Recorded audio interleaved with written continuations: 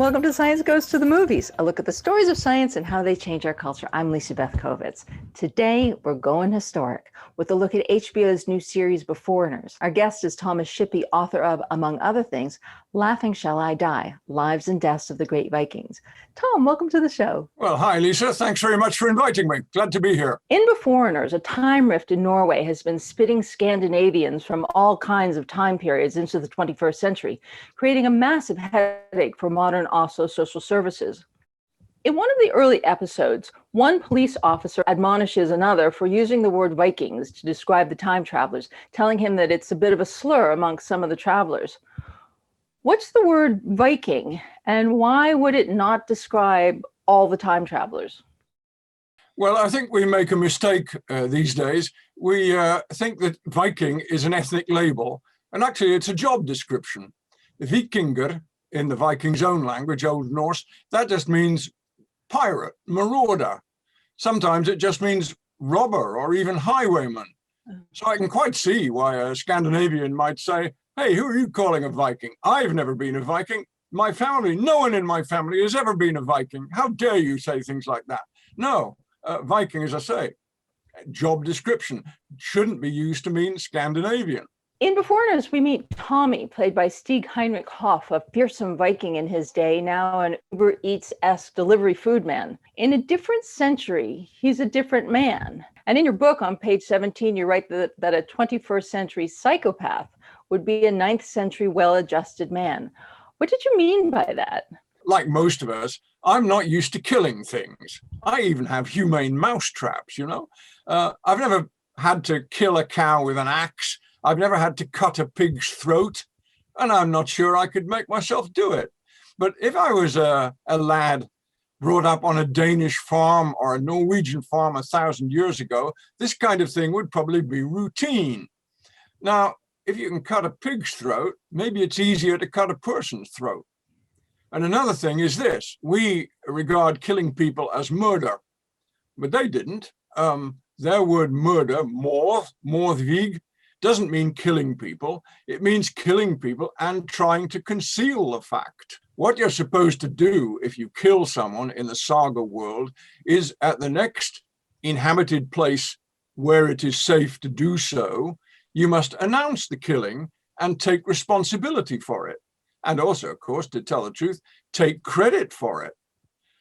Well, in our day, someone who's kind of thinks killing things is routine and thinks killing people is a reasonable method of dispute resolution, we might well say that's getting on towards being a psychopath.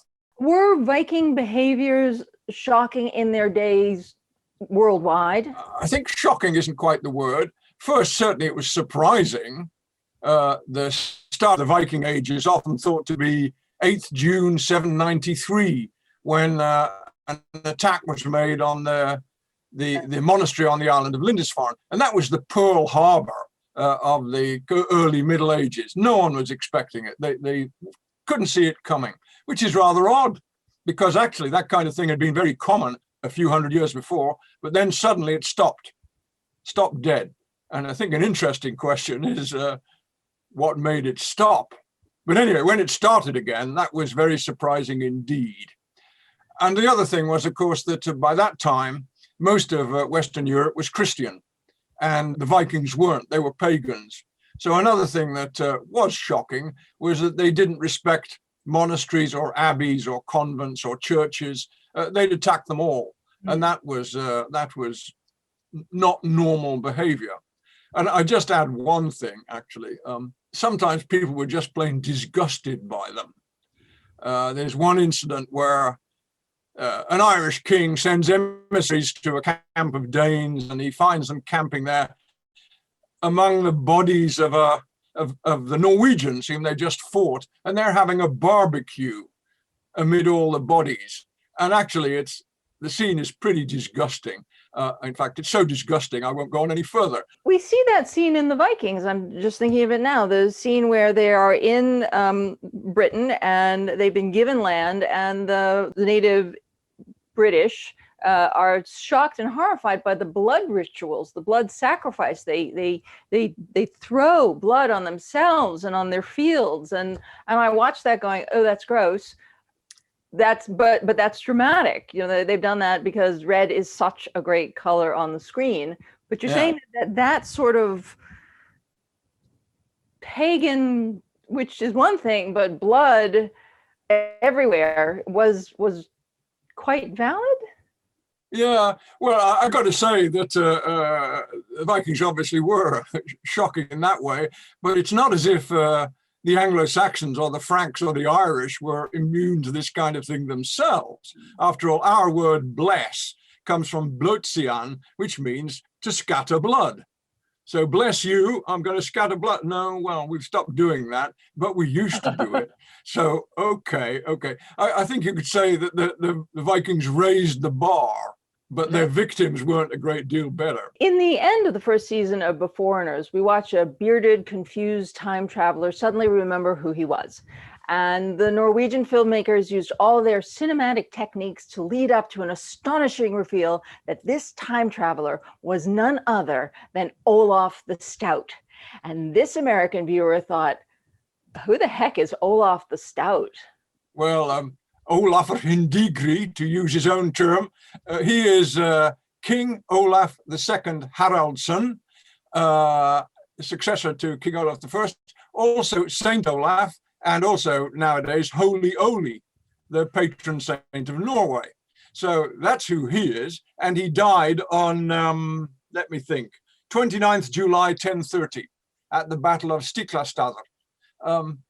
So that's who he is. And he's the patron saint of Norway, I think, because he went a long way towards unifying Norway out of a series of small kingdoms and very scattered kingdoms. So I guess that's why they picked him to be a saint, or to be their saint. Quite why he was a saint, that's not so clear to me. Well, let's get into that. But before we get into that, let me say, very impressive. I can't remember my sister's birthday every year, and I'm very impressed by the way historians pull those names and numbers and dates out of the air. Very impressive. That food delivery character, Tommy, with the holes in his memory, turns out to be Thorir Hund, an ancient warlord implicated in the death of Saint Olaf.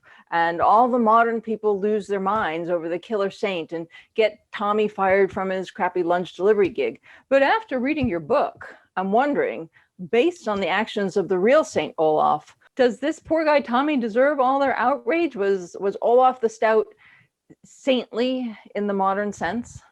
No, I think is the short answer to that. But he had his saintly points. For instance, he was very strict about, I think it's the fourth commandment, which is keep holy the Sabbath day. One day, according to his saga, he was sitting on a Sunday and he was just doing nothing and whittling a stick with a knife. And his page looked at him and said very cautiously, "Lord, tomorrow is Monday." And he meant, of course, today is Sunday and you are doing something.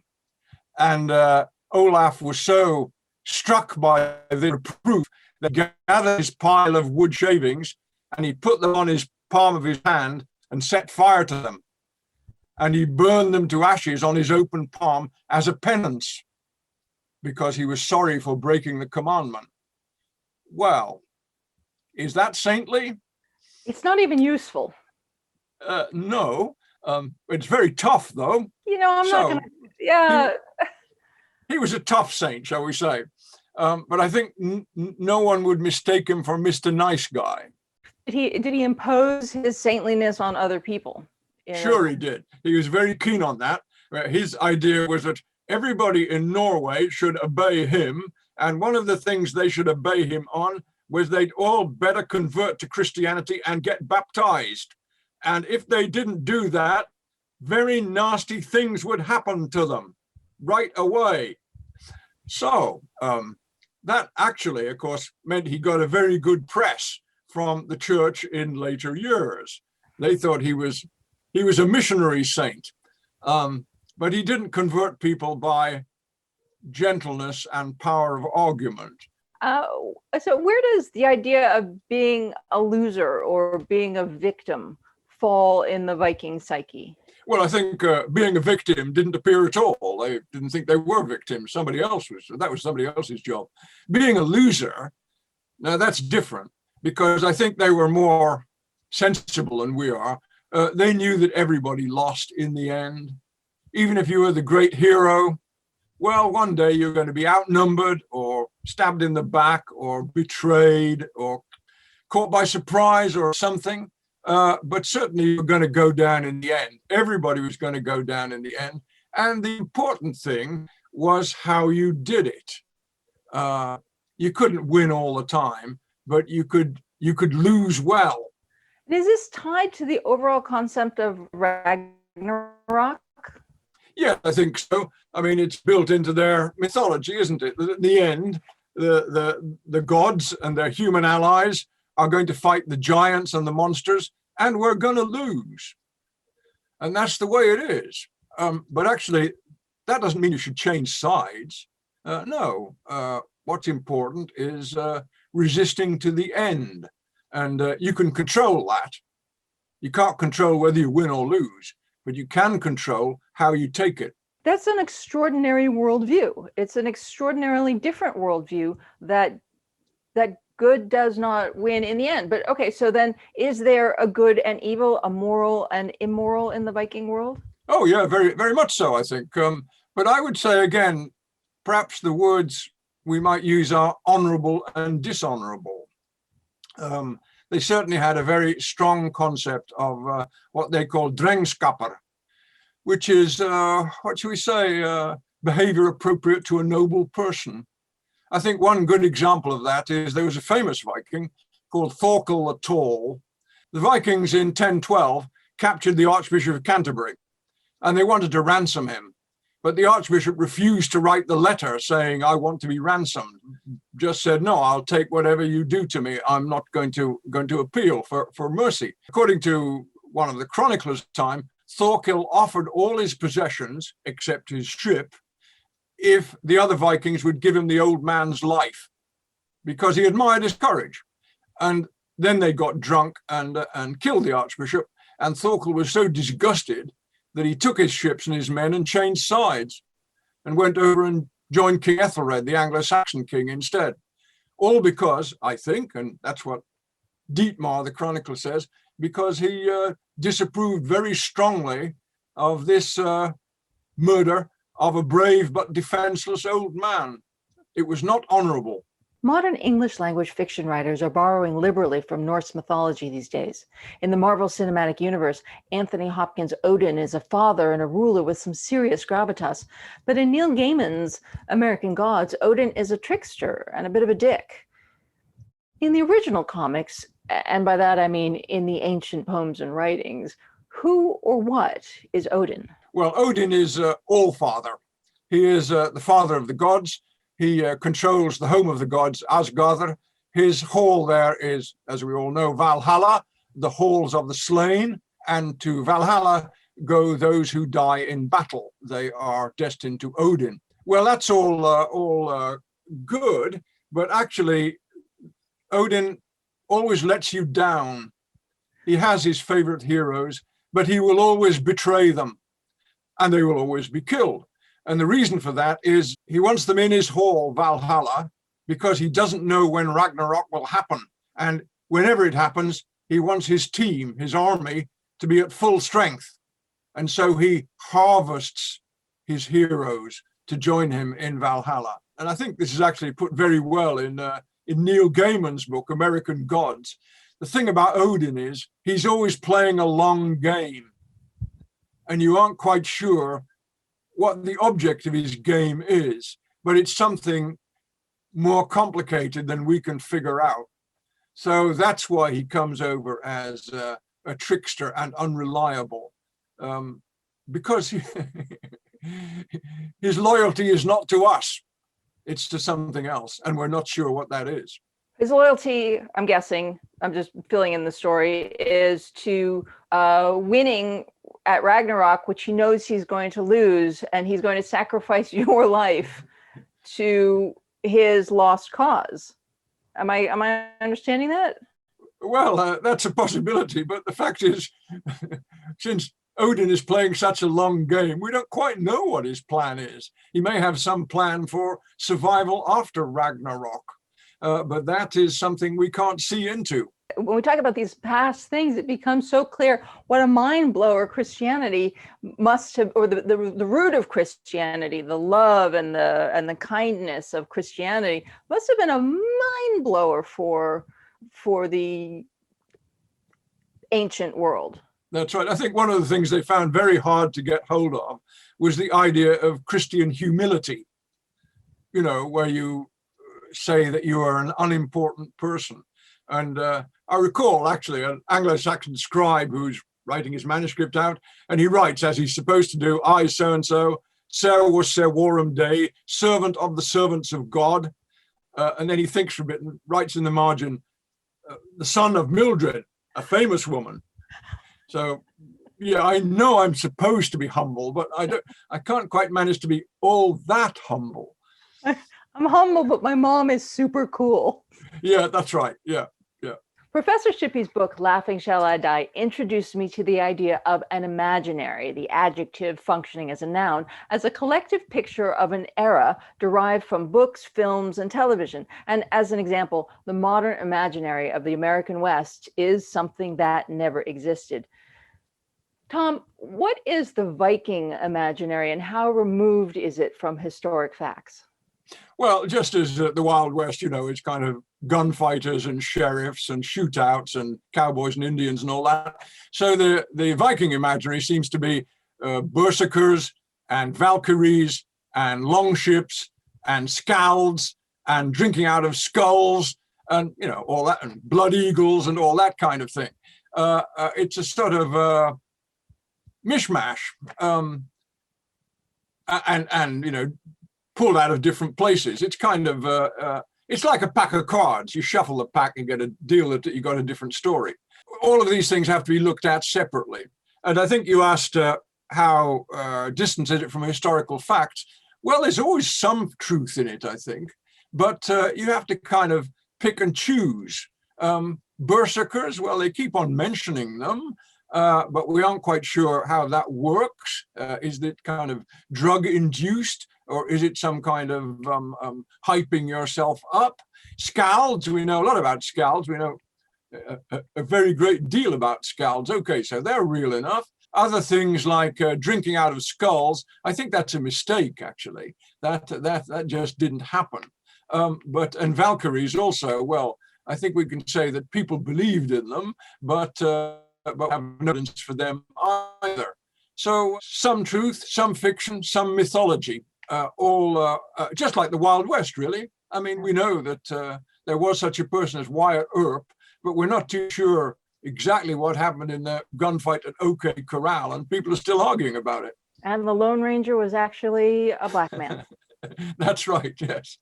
So why were the Nazis so focused on being of Viking heritage? Feel a cultural bond with the murderous psychopathy? Well, I think actually, this is pretty sad, really, isn't it? It's another ethnic stereotype. The Vikings are all supposed to be tall and strong and muscular and blonde because they're all the kind of ideal Germanic type.